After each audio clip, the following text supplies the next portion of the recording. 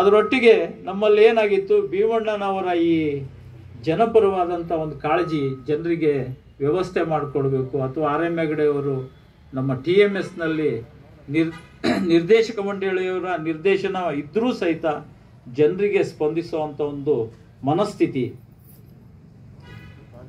ಹೇಗಿತ್ತು ಅಂದರೆ, ನಾನು ಎಷ್ಟೋ ದಿವಸ ಹೇಳಿದ್ದೀನಿ, ಇವ್ರ ಮನೇಲಿ ಮದುವೆ ಇಟ್ಕೊಂಡಿದ್ದಾರೆ, ಇನ್ನು 8 ದಿವಸದಲ್ಲಿ ಮದುವೆ ಇದೆ, ಅವರಿಗೆ ಫೈನಾನ್ಸಿಂಗ್ ಭಾಳ ಕಡಿಮೆ ತೊಂದರೆ ಇದೆ, ಹಾಗಾಗಿ ಏನಾದರೂ ಹೆಲ್ಪ್ ಮಾಡ್ರಿ ಅಥವಾ ಹಿಂಗಿಷ್ಟು ದುಡ್ಡು ಬೇಕು ಅಂದರೆ ಅವ್ರು ಎಷ್ಟು ಅಡಿಕೆ ಹಾಕ್ತಾರೆ ಅನ್ನೋದನ್ನು ನೋಡದೆ ಅವರಿಗೆ ಸ್ಪಂದಿಸುವಂಥ ನಮ್ಮ ಜಿಲ್ಲೆಯಲ್ಲಿ ಇರ್ಬೋದು ಭಾಳ ಅತ್ಯುತ್ತಮವಾಗಿರ್ತಕ್ಕಂಥ ಸೇವೆಯನ್ನು ಸಲ್ಲಿಸ್ತಿದೆ ಅನ್ನೋಂಥ ಮಾತನ್ನು ಹಿಂದೆ ನಡೆತಕ್ಕಂಥ ಈ ರೀತಿಯ ಹಿಂದೆ ನಡೆದಿರ್ತಕ್ಕಂಥ ಅನೇಕ ಸಭೆಯಲ್ಲೂ ಕೂಡ ನಾನು ಭಾಳ ಹೆಮ್ಮೆಯಿಂದ ಕೂಡ ನಾನು ಹೇಳ್ತೀನಿ. ಒಂದು ಸಂಸ್ಥೆ ಹುಟ್ಟು ಹಾಕುವಂಥದ್ದು ಭಾಳ ಸುಲಭನ ಅಂತ ಅನ್ಕೊಬಹುದು.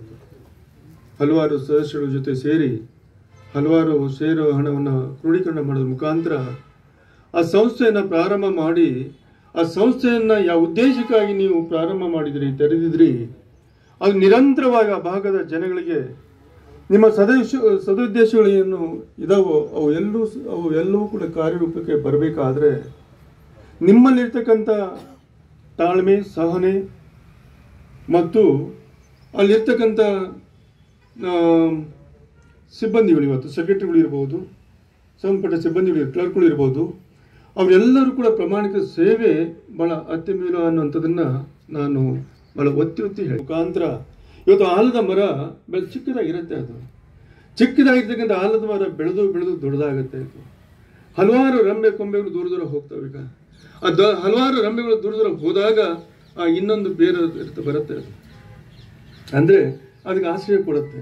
ಮತ್ತೆ ಮುಂದೆ ಹೋದಾಗ ಮತ್ತೆ ಅಲ್ಲಿ ಆಶ್ರಯ ಕೊಡುತ್ತೆ. ಅಲ್ಲಿ ಹೀಗೆ ಇವತ್ತು ಸಹಕಾರಿ ಸಂಘಗಳು ಇವತ್ತು ಬೆಳೆಯುವಾಗ ಅನೇಕ ಕೈಗಳು, ಅನೇಕ ಸ್ನೇಹಿತರು ಆ ಮರವನ್ನು, ಆ ಗಿಡವನ್ನು ಸರಿಯಾದ ರೀತಿಯಲ್ಲಿ ಬೆಳೆಸುವಂಥದ್ದು, ಸರಿಯಾದ ರೀತಿಯಲ್ಲಿ ಪೋಷಣೆ ಮಾಡುವಂಥದ್ದು, ಸಂಘ ಮುಂದೆ ಹೆಚ್ಚು ಇನ್ನು ಬೆಳಿಬೇಕಾಗತ್ತೆ.